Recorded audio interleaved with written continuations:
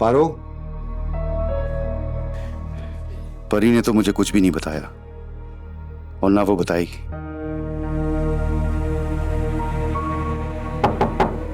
पारो please दरवाजा खोलो, मुझे तुमसे बहुत जरूरी बात करनी है। मगर मैं पारो के साथ एक खेल खेलता हूं, उससे उगलवाने की कोशिश करता हूं। यही कहता हूं कि परी ने बता दिया मुझे। पारो, तुम? मैं सो गई थी। इतनी जल्दी? हाँ, तो ये कोई पत्थर पे लकीर तो नहीं है ना कि मैं जल्दी नहीं सो सकती। तुम कहती थी ना कि तुम मुझे कभी अपने करीब आने नहीं देती। तुम करीब तो आते हो मगर मुझे अपनाने के लिए शर्तें रखते हो। तुम्हारी इन्हीं हरकतों की वजह से मैं तुम्हें अपना नहीं सका। सुबह मैंने एक बात तुमसे राज में रखने को कही थी। तुमसे इतनी सी बात सब नहीं हो पाई और तुमने परी को बता दिया सब कुछ। हाँ, बता दिया है। उसका अफेयर सामने आ गया था। मतलब तुम झूठी चाय पी रहे हो, जबकि मैंने तुम्हारे सिवा किसी को नहीं चाहा। ये क्या किया तुमने पारो? अब मैं क्या करूंगा? मैं उससे नजरें कैसे मिलाऊंगा? क्या मतलब? परी ने तो मुझे कुछ नहीं बताया, मगर मैंने उसकी उदासी देखकर तुक्का लगाया और तुमने उसे सब कुछ बता दिया। तो तुमने मुझे इस पर नजर रखने के लिए कहा था ना फाहद? ये भी कहा है तुमने? बात कुछ और थी, वो मुंह से निकल गया। क्या कह रही थी परी? उसने तो मुझे नहीं बताया। और मैंने तुमसे ये कब कहा था कि परी पर नजर रखनी? मैंने तो तुमसे ये कहा था कि अगर पारी नाम का लड़का आए तो उसके बारे में तुमने मुझे बताना है, ये कहा था। तो इसका मतलब और क्या है? जब जुहेब के कमरे के अंदर जाने पर मुझे शुबा हुआ था तो? बेवकूफ लड़की, वो और बात थी। अगर बारी आता तो मैं आकर उन दोनों के तासुरात नोट करता कि उन दोनों में आखिर कहानी क्या थी। मगर तुमने तो ये आधी अधूरी बात करके सारा मामला गड़बड़ कर दिया। तो शक तो हुआ ना तुम्हें उसके किरदार पर? परी खाने पे मेरा इंतजार कर रही है। तुमने उसका दिल खराब करके बहुत बुरा किया है पारो, तुमने अच्छा नहीं किया। अब मुझे ये समझ नहीं आ रही कि मैं उसको फेस कैसे करूंगा, उसका दिल कैसे साफ करूंगा।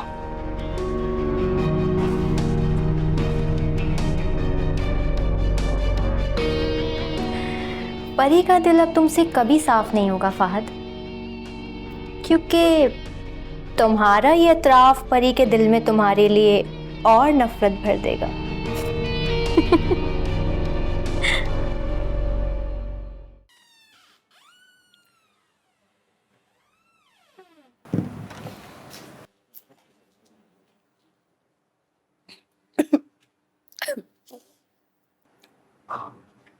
काम करती हूँ, इसे तंग करना नहीं छोड़ती हूँ। ये दादी बनने की खुशी में बिल्कुल ठीक हो जाए और मेरी तलाक को और देर हो जाए। क्या करूं? अच्छा, ये करती हूँ कि आज इसे खाना बनवाती हूँ। Aunty, aunty! जी बेटा। अरे क्या हो गया? आवाज भी कम सुनाई देने लग गई है आपको? जी बेटा, क्या हुआ? कुछ चाहिए था? आंटी, आपने कोई खाना वाना भी पकाया है या सिर्फ चाय पानी पे गुजारा करना पड़ेगा? बेटा, खाना तो मैंने पकाया ही नहीं। क्या? जब मैं गई थी तो आप सारा दिन घर में अकेली पड़ी रही हैं, खाना ही पका लेती। पता है ना आपको, इस हालत में बार बार भूख लगती है। हाँ बेटा, लेकिन तुम शाम में गई थी ना, इसलिए मुझे लगा कि तुम वहीं रुकोगी। बस हर बात का बहाना है आपके पास। अच्छा, मैंने ऑमलेट खा लिया था, तुम्हें भी मैं जल्दी से ऑमलेट बना के दे देती हूँ। नहीं, मैं अंडे वंडे नहीं खाती और वैसे भी डॉक्टर ने मना किया है मुझे अंडे खाने से। आप एक काम करें, मुझे बिरयानी बनाकर खिलाएं। बिरयानी? नाज़ो, तुम आज ऑर्डर कर लो। मेरा वादा है, कल तुम्हारी पसंद का जो तुम कहोगी वही बना के खिलाऊंगी। फिर से बहाना? खैर, आज दिल मारना ही पड़ेगा, वरना आप फिर से ज़हीर से शिकायतें करनी शुरू हो जाएंगी। नहीं बेटा, मैं ज़हीर से कुछ नहीं कहूंगी। तुम खाना ऑर्डर करो और फिर खा के सो जाना। एक मिनट, वो आंटी हॉस्पिटल में बहुत ज़्यादा चली हूँ तो मेरी टांगों में और पाँव में बहुत दर्द हो रहा है। मेरे कमरे में आके मेरे पाँव दबा दें। ओके ठीक है बेटा, आज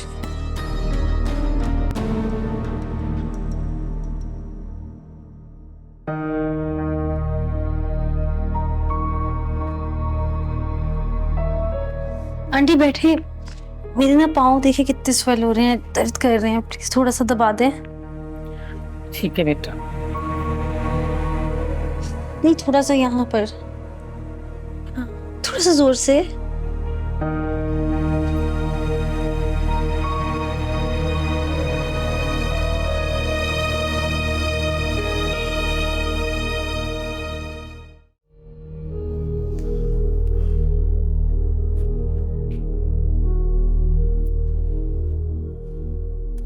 तुम्हारा ज़र्फ तो समंदर जैसा है परी।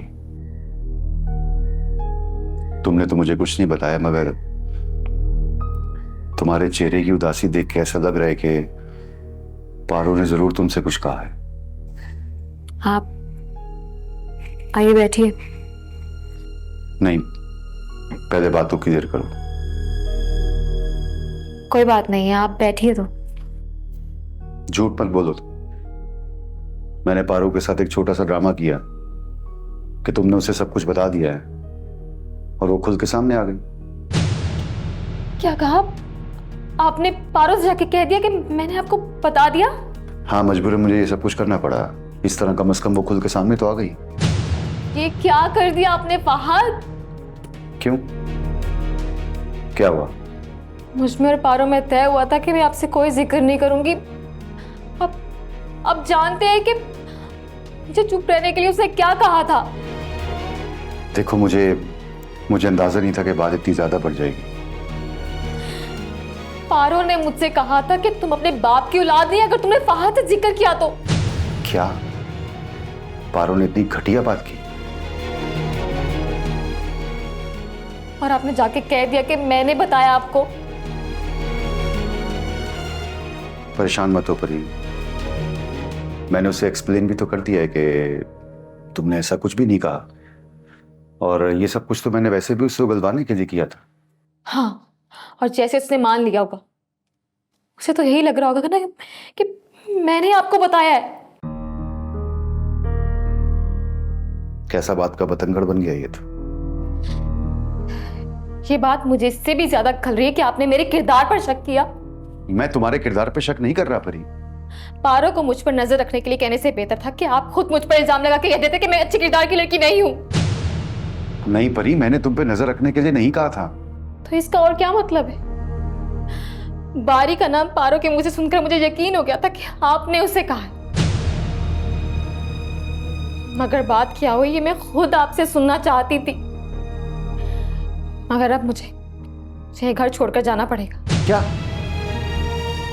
इतनी सी बात पर तुम घर छोड़ के जाने का इतना बड़ा फैसला कर रही हो? इतनी सी बात नहीं है फहद, मैंने जुबान दी है पारो को कि अगर उसने ये बात साबित कर दी कि आपने मेरे किरदार पर शक किया था तो मैं ये घर छोड़कर चली जाऊंगी। उसने तो नहीं, अगर आपने खुद साबित कर दी कि आपने ये बात कही है। परी, पारो और कर भी कर सकती है सिवाय आग लगाने के।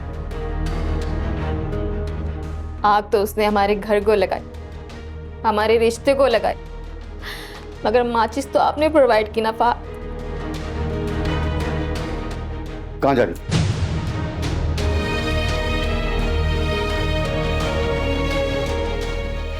ऐसे रिश्ते का फायदा ही क्या जिस रिश्ते में एतबार ना हो। इसलिए मैं घर छोड़कर जा रही हूँ। परी, परी, परी!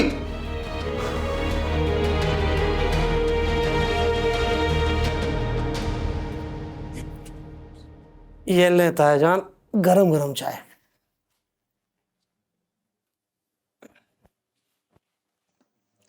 शुक्रिया भाई, लेकिन बारी बेटा, जो चीज तुम्हारे हाथ में होनी चाहिए थी ना, वो नहीं। क्या था जी? कागजात की बात कर रहा हूँ बेटा। इस घर के कागजात नहीं बनवाए ना तुमने। अरे बनवा लूंगा ताया जी, इतनी भी क्या जल्दी है।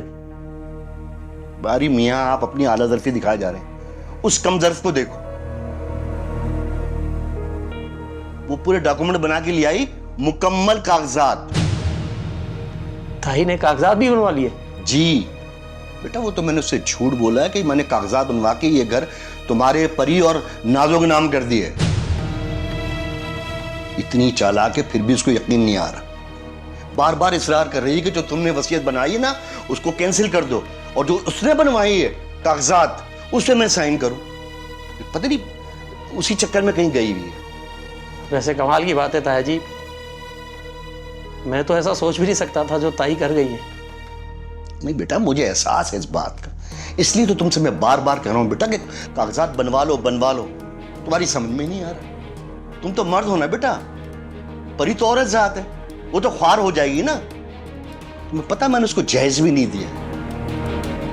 और वो जो जैसे तैसे करके मैंने 3 लाख रुपए का चेक दिया था ना फहद को, वो बेचारे ने उससे आधे से ज्यादा जो है मेरी बीमारी पे लगा दी। क्या बचा उसके पास?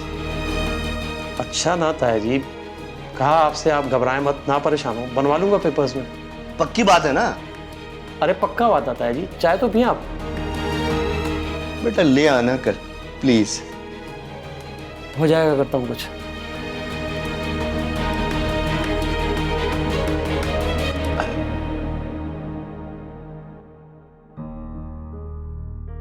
ठीक है, मैं मानता हूं कि बात इतनी छोटी नहीं है, लेकिन रिश्ता तोड़ने का ये फैसला तुम बहुत बड़ा कर रही हो परी। तो और क्या करूं? मुझ पर नजर रख। अरे नहीं, नजर रखने को कहा मैंने, खुदा गवाह, मेरे जहन में ऐसा कुछ भी नहीं है परी। मैं तो सिर्फ ये जानना चाहता था कि तुम्हारे दिल में बारी के लिए क्या था और अब क्या है। तो बात तो यही हुई ना कि आपको मुझ पर, मेरे कहे पर यकीन नहीं था। एक बात ठंडे दिमाग से सोचो परी,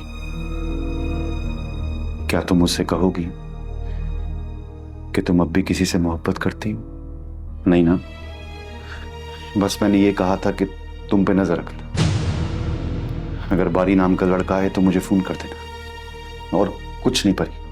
मैं अचानक आकर सिर्फ तुम्हारे चेहरे और उसके चेहरे के तासुरात पढ़ना चाहता था, और बस। बात तो आपने ठीक कही, लेकिन अगर आपके यही अल्फाज है तो मेरा एतबार जीत गया और पारो हार गई। तुम पारो को नहीं जानती, वो मुझे किसी से कोई सरोकार नहीं है, मैं सिर्फ आपको जानना चाहती हूँ, और मेरी दरख्वास्त होगी कि आप भी मुझे जान जाएं। अव्वल तो बारी ऐसा लड़का है नहीं, और अगर वो आना भी चाहता तो मैं उसे मना कर देती। आपकी खैर मुझे में मैं उसे नहीं आने देती। मुझे माफ कर दो परी। अगर बारी का आना इतना जरूरी होता तो मैं आपको खुद बताती कि वो आ रहा है। मैंने कहा ना, मुझे माफ कर दो परी। फहद, मैं तुमसे बिछड़ने का तसव्वुर भी नहीं कर सकता परी। आइंदा जाने की बात मत करना।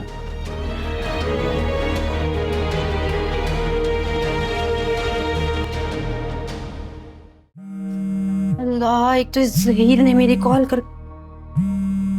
अरे तो ज़ुहैब का कॉल है। Good morning. ना मॉर्निंग गुड है, ना नून गुड है, ना नाइट गुड है। इनफैक्ट मैंने तो अपनी जान लेने की भी कोशिश की थी। अल्लाह ना करे ज़ुहैब, मेरे तुम्हारे दुश्मन, तुम्हारी जिंदगी पर तुमसे ज्यादा मेरा हक है, तो आइंदा ऐसी गलती मत करना। अब मेरी जिंदगी पर अपना हक क्यों जता रही? क्योंकि ज़ुहैब, तुम कल भी मेरी जिंदगी थे और आज भी मेरी जिंदगी हो। मुझसे पूछो, मैं तुम्हारे बगैर मर भी नहीं सकती। और तुम मुझसे मेरी जिंदगी का सहारा छीन कर किसी और के घर जा बैठी। ज़ुहैब, कल ही मैं इतना गिल्टी फील कर रही थी कि तुम्हारी खातिर मैं एक इतने अच्छे इंसान को धोखा दे रही हूँ, उससे तलाक लेने की कोशिश कर रही हूँ, और अपनी इतनी अच्छी सास के नाक में दम करके रखा हुआ है। मोहब्बत करने वाले माँ बेटे का एक दूसरे से दिल खराब कर रही हूँ, और बताओ तुम्हारे लिए क्या करूँ मैं? आज तुम्हारे प्यार को आजमाने को जी चाहता है, बोलो आजमाओ। अब पता नहीं ज़ुहैब तुम क्या कह बैठो। अच्छा बताओ, क्या इम्तिहान दूँ अपने प्यार का? मिलने आ जाओ मुझसे आज। देखो ज़ोहेब, मैं अभी घर से नहीं निकल सकूंगी। चलो इतना ही कर दो कि मुझे अपने ससुराल का एड्रेस तो दे दो। उस घर की तरह मैं तुम्हारी इस गलियों के चक्कर भी लगाना शुरू कर दूंगा। कम से कम इस बहाने में तुम्हें देख तो सकूंगा।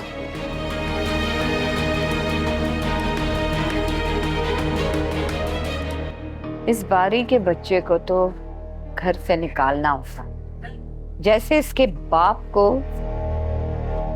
झूठा इल्जाम लगा के मैंने निकाला था, उसको भी निकालना पड़ेगा मुझे। गुड मॉर्निंग ताई। सुनो, गुड मॉर्निंग के बच्चे, रुको। ताई मैं लेट हो चुका हूँ ऑलरेडी, कोर्ट जाना है एक जरूरी काम से, बाद में आके बात करता हूँ। ये आजकल बहुत कोर्ट कचहरी के चक्कर नहीं लग रहे हैं तुम्हारे? है कोई मेरा पर्सनल काम? ओ, पर्सनल काम? तुम्हारा क्या है पर्सनल काम, मुझे अच्छी तरीके से पता है। मेरे मियाँ को वरगला के ये घर अपने नाम कर रहे हो। आपने भी तो वर्गलाया था ना उनको।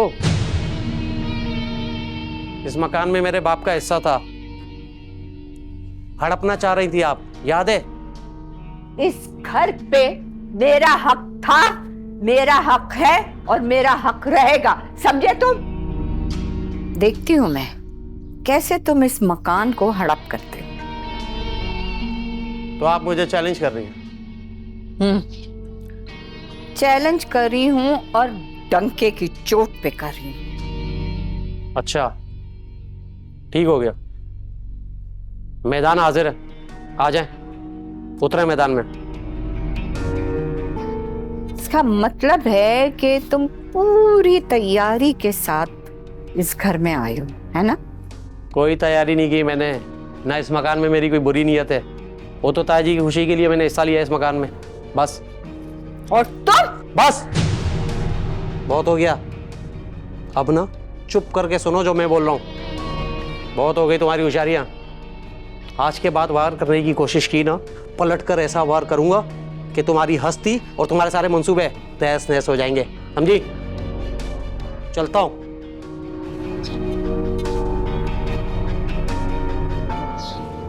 ये मौका तो बहुत कठिन हो गया है, इसका कोई ना कोई तो मुझे इंतजाम करना पड़ेगा। देखती हूं मैं कैसे करता है ये घर अपने नाम। इसका नाम है मेरा। अरे अब्बा, आप फाहद से इतना नरम क्यों पड़ गए? मैंने इतनी मुश्किल से जेवरात चुराकर घर में आग लगाई थी और आपने फिर फाहद की मदद करके उसको नरम कर दिया।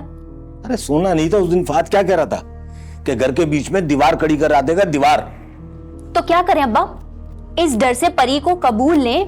अरे रहने दे इस रिश्ते को। अरे फाहद से बिगाड़ कर भी तो रिश्ता नहीं तोड़ा जा सकता। सुनो, अब हम इस रिश्ते को तोड़वाने के लिए नाजों का इस्तेमाल करें। नाजो? नाजों को हम फाहद का रिश्ता तोड़वाने के लिए हथियार की तरह इस्तेमाल करेंगे अब। और अब्बा वो किस तरह? अरे पहले हम नाजों से मेलजोल बढ़ाते हैं। मुझे अंदाजा हो चुका है कि नाजों की मां यानी परी की सुतेली मां परी की पक्की दुश्मन है। इस तरह नाजो हुई घर का भेदी और घर का भेदी लंका ढाए। लेकिन अब्बा, नाजो हमसे मेलजोल क्यों बढ़ाने लगी और वो क्यों हमसे मिलने लगी भला? भाई मैं मिलके उसके सामने खूब रोना गाना करूंगा कि परी ने हम बाप बेटी की जिंदगी अजीरन की हुई है। इस तरह वो हमारी तरफ हो जाएगी। और नाजो से मिलेंगे कैसे? मतलब उसका घर? अरे तुम्हें याद है ना कि मैं गया था उनके यहाँ जब फाद ने मुझे भेजा था अपनी सास के लिए। घर तो मेरा देखा हुआ है। अरे वाह अब्बा, तो फिर कब मिलने जाएंगे आप नाजो से? भाई कहती हो तो मैं आज ही चला जाता हूं। अरे हाँ हाँ अब्बा, आज ही चले जाएं, बल्कि अभी चले जाएं। ठीक है।